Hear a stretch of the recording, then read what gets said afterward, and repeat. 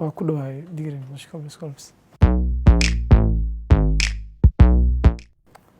Midnimo waxaa kusoo biiray wareegii labaad xilli ciyaareedkan walow ay 2 game mise 3 game ay iga hor dheeleen.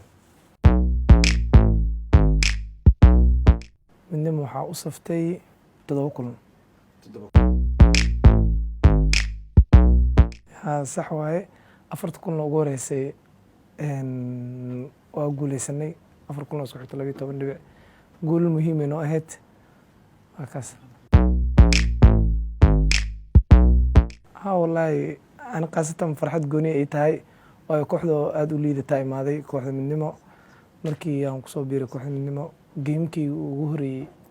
kii labaad iyo kii saddexaad iyo kii afraad performance fiican aan sameynay waana guuleysanay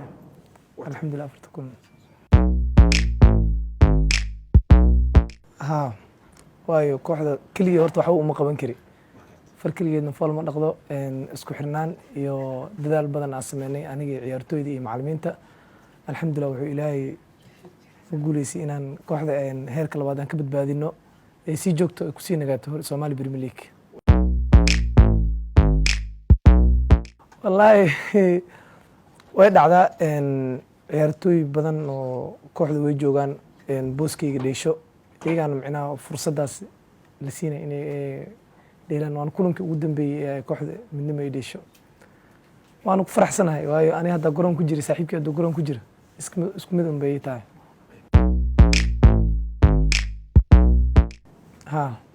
waayo qofku markuu shaqo adag qabto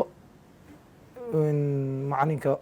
wuu jeclaanayaa uu dooqiisa koowaad una ka dhiganaya ana shaqo fiican aan soo qabtay shaqo adag aan qabtay aalmintada saas awgeed aan isleeyahay marka kooxda midnimo intaa joogo hal gool oo dhaliyay kulankii ugu horeeyay hal caawin aan sameeyay iyo